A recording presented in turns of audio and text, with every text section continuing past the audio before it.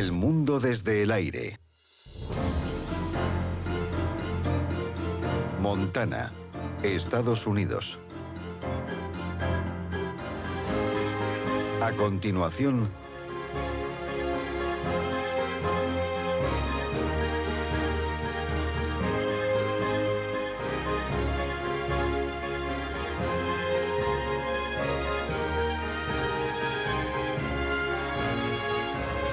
The Gates of the Mountains, al pueblo fantasma de Bannack. Nuestro viaje comienza en las grandes llanuras, en Gates of the Mountains, donde el río Missouri fluye a través de un espectacular desfiladero. Al sur, Helena, la capital de Montana, cuenta con una catedral y un edificio gubernamental construido a finales del siglo XIX. Son muchos los que visitan Montana por su hermoso y variado paisaje. Y la ciudad de Bozeman está rodeada de montañas, ríos y bosques. Al oeste se encuentra el río Madison, uno de los mejores del mundo para la pesca con mosca de la trucha común. Los rodeos son una tradición en el Medio Oeste, y en Ennis presenciaremos algunos eventos como las carreras de barriles y la monta de caballos salvajes. Nuestro destino final será la ciudad fantasma de Bannack, quizás una de las que mejor encarna el periodo de la fiebre del oro de 1860. Las grandes llanuras se extienden a lo largo del medio oeste estadounidense. El terreno es especialmente plano, el suelo fértil y dominado por praderas. Montana es conocido como el estado del gran cielo, y hasta principios del siglo XIX era completamente desconocido para la gente del nuevo país. En 1804, dos exploradores, Meriwether y William Clark, partieron desde el este para encontrar una ruta a través de esta tierra desconocida hasta el Océano Pacífico. Navegaron todo lo que pudieron y en la travesía descubrieron paisajes espectaculares. El 19 de julio de 1805, el capitán Lewis escribió lo siguiente sobre el río Missouri. Esta tarde entramos en los acantilados más extraordinarios que hemos visto hasta ahora. Se elevan perpendicularmente desde el borde del agua a una altura de 1200 pies. El río parece haberse abierto paso a la fuerza a través de este inmenso cuerpo de roca sólida en una distancia de casi 6 millas. Lo llamé The Gates of the Rocky Mountains.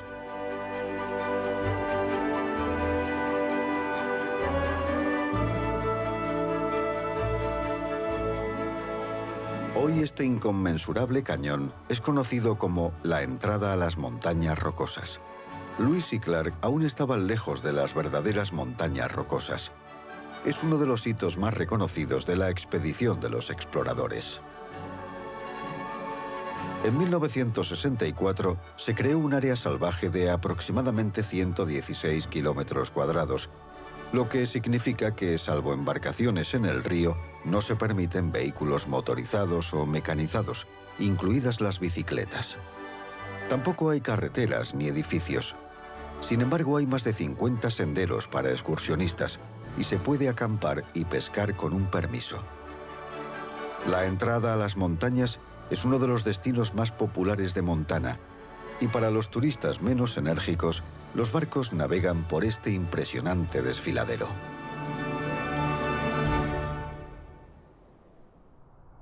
Al sur se encuentra la capital del estado de Montana, Helena. El estado se fundó en 1889, y aunque es el cuarto más grande en extensión, es uno de los menos poblados. De hecho, en Helena solo viven unos 30.000 habitantes. La ciudad fue fundada en 1864 como un campamento minero durante la fiebre del oro de Montana.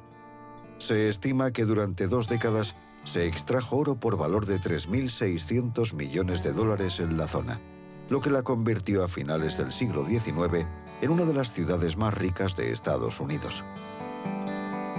Esta concentración de riqueza contribuyó al impulso arquitectónico de la ciudad, visible en su catedral.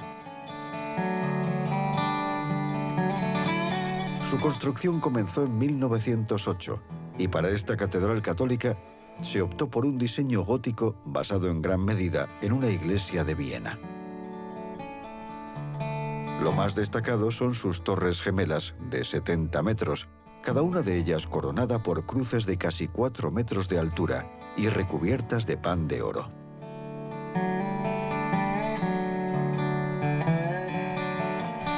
En 1935, una serie de terremotos azotó Montana y la catedral sufrió daños de importancia. La torre sur quedó casi completamente derruida, pero fue reconstruida y la catedral reforzada para prevenir cualquier desastre futuro. El primer gobernador del territorio de Montana fue Thomas Miga, cuya estatua se encuentra frente al Capitolio del Estado. Se alzó en la década de 1890 y unos años más tarde fue ampliado en ambos extremos. El edificio actual es el diseño ganador de un segundo concurso. Hubo un primer concurso, pero se anuló porque el comité de la comisión pensaba conseguir dinero de forma fraudulenta del proyecto de construcción. Está construido con arenisca y granito de Montana. Es de estilo arquitectónico neoclásico griego y está inscrito en el Registro Nacional de Lugares Históricos.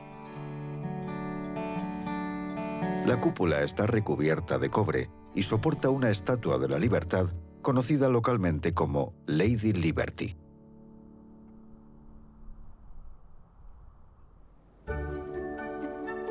La fiebre del oro de Montana también trajo buscadores de plata, y en la década de 1880, cientos de concesiones mineras se otorgaron en estas colinas del actual Bosque Nacional de Lewis y Clark.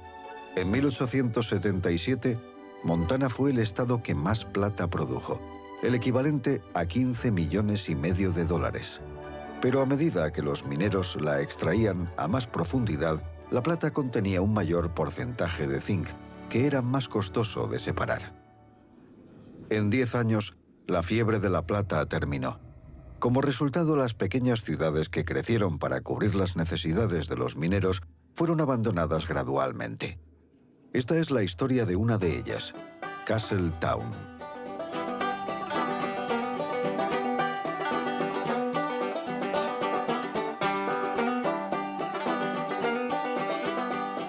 En 1891 vivían aquí 1.500 personas, entre ellas cantineros y prostitutas, que ofrecían sus servicios a los mineros si la jornada había sido productiva y podían permitírselo. En su apogeo, la población ascendió a 2.000 habitantes y, según los registros, contaba con una escuela, numerosas tiendas, una cárcel, 7 burdeles y hasta 14 salones. Su residente más famosa, aunque de forma breve, fue Martha Jane Canary Burke, más conocida como Calamity Jane.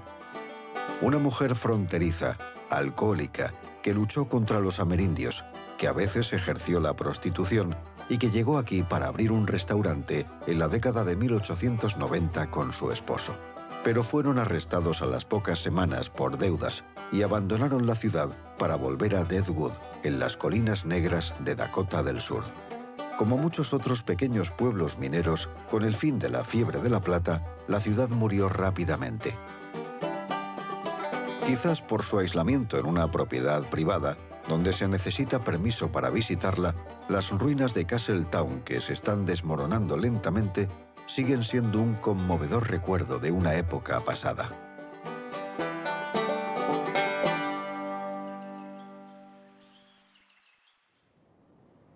Nos dirigimos hacia el suroeste, hacia la ciudad de Bozeman, y sobrevolamos las montañas Bridger, llamadas así por Jim Bridger, el descubridor de un sendero a través de las montañas en 1864. Un hombre de montaña, trampero, explorador del ejército y guía que exploró el oeste del país y se convirtió en una de las figuras más importantes en el viejo oeste de Estados Unidos.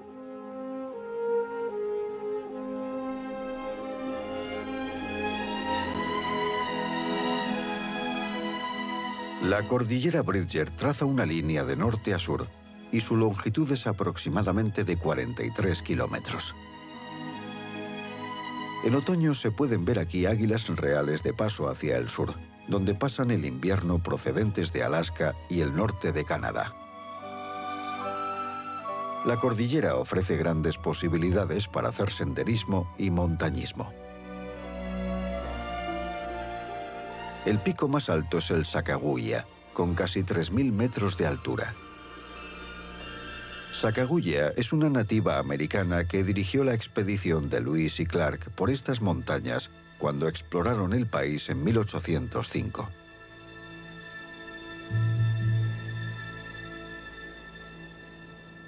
Para los menos enérgicos, un fabuloso trayecto en coche a través de los valles los llevará a Bozeman, en el lado oeste de la cordillera.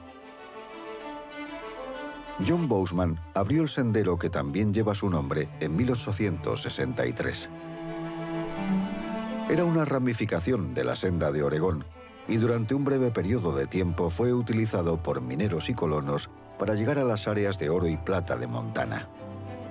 A diferencia de otras ciudades de la época, Bozeman siguió creciendo y en 1893 se fundó la Universidad Estatal de Montana. Comenzó siendo una escuela agrícola con 8 estudiantes, 5 hombres y 3 mujeres. Hoy es la universidad más grande del estado con más de 16.000 estudiantes. Su equipo de fútbol americano son los Bobcats y han ganado varios campeonatos nacionales. La ubicación de la ciudad, cerca de ríos, montañas y bosques, atrae a un gran número de visitantes que vienen a disfrutar de las numerosas actividades, así como de la espectacularidad del paisaje. El éxito de Bozeman se refleja en su aeropuerto.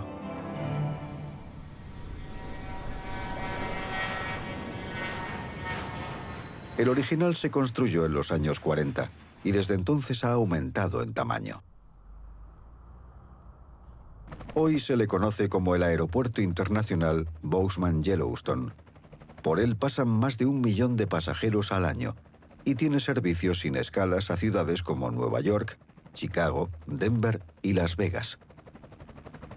Una gran oportunidad para repostar antes de dirigirnos a zonas más remotas.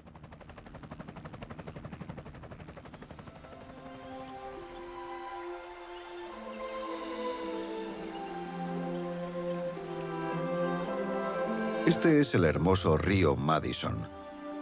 Discurre a lo largo de casi 300 kilómetros. Se eleva en el Parque Nacional de Yellowstone, en Wyoming, y desemboca en el río Missouri en dirección norte. Una vez más, fueron Lewis y Clark quienes en su expedición de 1805 dieron el nombre al río en honor al secretario de Estados Unidos, James Madison, que más tarde se convertiría en el 4º presidente de la nación. El río es uno de los más bellos del estado y es muy visitado. Caminando por sus orillas es posible ver a un águila calva pescar. Este esplendoroso depredador es el emblema nacional de Estados Unidos por su longevidad, fuerza y aspecto majestuoso. Y también porque en 1782 se creía que solo existía en América. El río Madison es también un paraíso para los pescadores. Cuenta con una alta densidad de truchas, capturas consistentes, y es un lugar excepcional para pescar con mosca seca. No es de extrañar que sea uno de los ríos más frecuentados del estado. Muchos pescadores regresan año tras año a medida que van descubriendo el río y los mejores puntos donde lanzar la mosca. Su fama atrae también a pescadores extranjeros, ya que es considerado uno de los mejores lugares para pescar en el mundo. Debido a la lejanía de gran parte del río, la mayoría de los pescadores reservan paquetes que incluyen permisos y alojamiento a lo largo del río. Otra forma de pescar es con botes a la deriva. Recorren lentamente el río abajo y pescan en diferentes puntos. Muchos vienen acompañados con guías que conocen bien cada tramo y saben encontrar los mejores peces. Los botes no tienen motor para no molestar a los peces. Se dejan llevar por la corriente en busca de grandes capturas.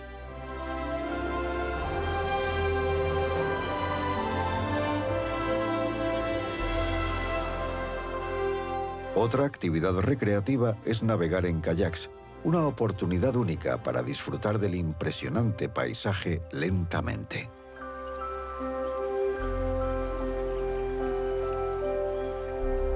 En algunos tramos hay rápidos. Algunos son suaves y fáciles de navegar, y los más turbulentos siempre se pueden rodear. Si los kayaks pudieran hablar, sin duda este que está abandonado tendría una buena historia que contar. Si buscamos una actividad fluvial más estimulante, entonces el rafting es la respuesta. Este es el río Gallatin.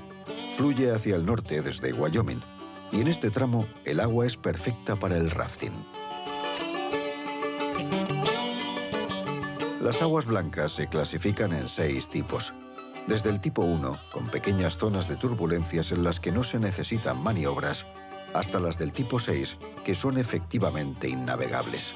Las de este tramo del río Gallatin están probablemente entre los tipos 2 y 3. El caudal también depende de la estación del año. Está en su punto más alto y bravo en primavera debido al deshielo de las montañas. En verano, el caudal disminuye y el flujo es mucho más tranquilo. Pero independientemente de la estación, es un descenso donde fluye la adrenalina y es imposible permanecer seco.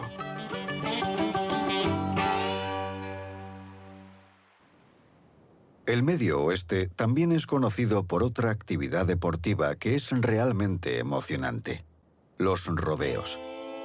Aquí, en Ennis, está a punto de comenzar el espectáculo de la tarde.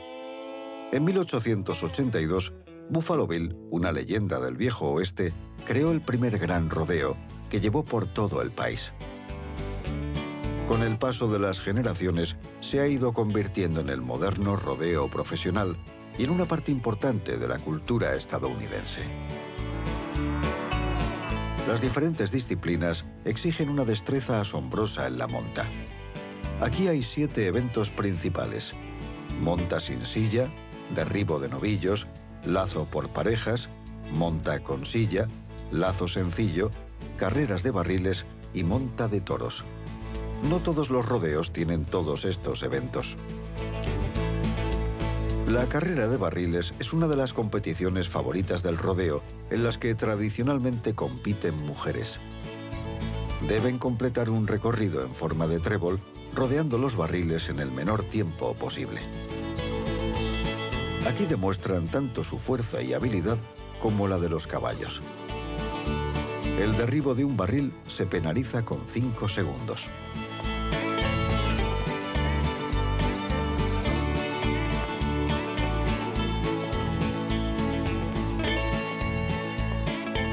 En las primeras carreras, la forma del recorrido alternaba entre la de un 8 y la del trébol. Pero finalmente prevaleció solo la del trébol por su dificultad. En 1948 se fundó la Asociación Profesional de Rodeo Femenino para que las mujeres pudieran participar en la competición.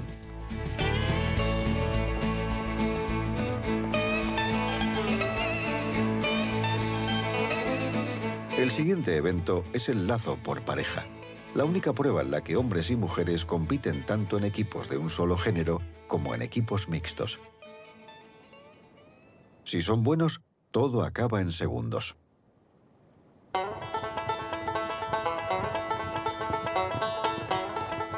En la prueba participan 2 jinetes y un novillo. El primer jinete trata de sujetar con el lazo la cabeza del novillo y el segundo jinete hace lo propio, pero con las patas traseras del animal. Si solo atrapa una pata trasera, son penalizados con 5 segundos. Los vaqueros desarrollaron este estilo en los ranchos, cuando tenían que capturar e inmovilizar a animales adultos demasiado grandes para un solo hombre. Una prueba esperada en cualquier rodeo es la monta de caballos salvajes o broncos, con o sin silla. El jinete debe permanecer sobre el caballo durante 8 segundos sin tocar al animal con la mano libre. No muchos tienen éxito.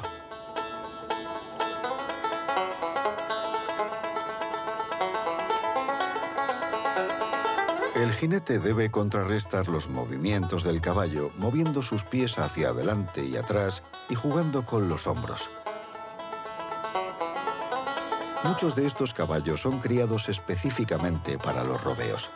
La mayoría de ellos en condiciones naturales y en estado semisalvaje en campos abiertos. La legislación establece normas estrictas para el bienestar de los animales.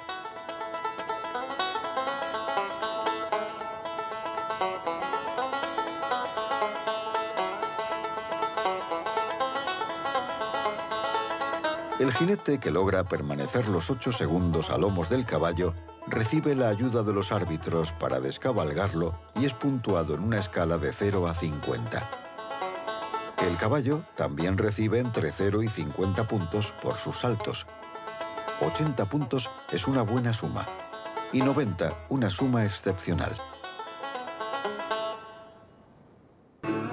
Antes de que Montana se convirtiera en estado, en 1889, era conocido como el Territorio de Montana, que se había formado con parte de los territorios de Idaho y Dakota en 1864.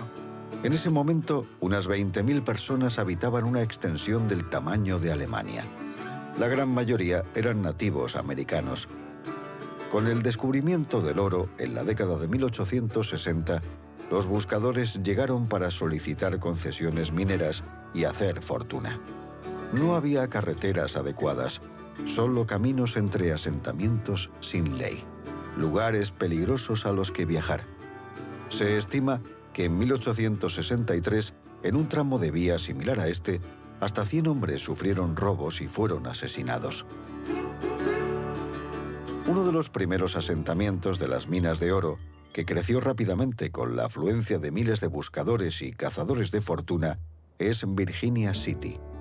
Se estima que en un barranco cercano se extrajo oro por valor de $30 millones en solo 3 años. La ciudad prosperó y la población creció hasta superar los 10.000 habitantes, convirtiéndose en una de las ciudades más grandes del noroeste. Cuando el oro se agotó, la población mermó y la ciudad se redujo en tamaño, pero quedaba suficiente oro para que la ciudad pudiera seguir adelante. Como resultado, Virginia City llegó a un punto muerto sin fondos para modernizar y mejorar los edificios. Era el ejemplo perfecto del viejo oeste al estilo victoriano. Hoy, los visitantes pueden subir a una diligencia, ir a la ópera e incluso buscar oro. Los edificios de la ciudad han sido restaurados, pero también adaptados para los miles de visitantes que vienen cada año a conocer este lugar histórico. Quizás el sitio más evocador que simboliza a Montana durante la fiebre del oro es nuestro destino final, el pueblo fantasma de Bannack. En su apogeo, en la década de 1860, vivían aquí varios miles de habitantes.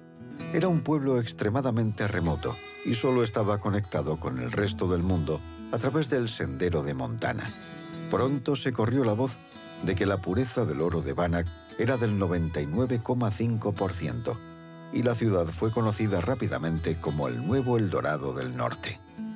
A medida que fue creciendo, se fue ganando la reputación de ser un lugar bronco y sin ley, donde los robos, los tiroteos y los asesinatos eran comunes.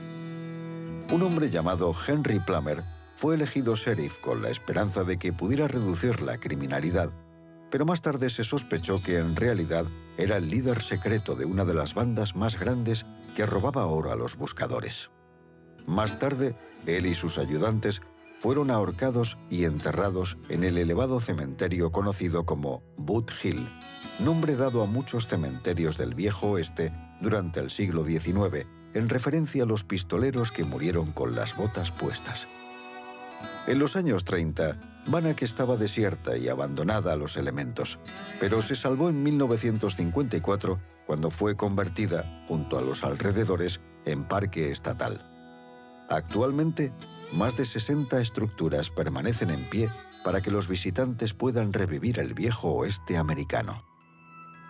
Un lugar histórico donde concluir este vuelo.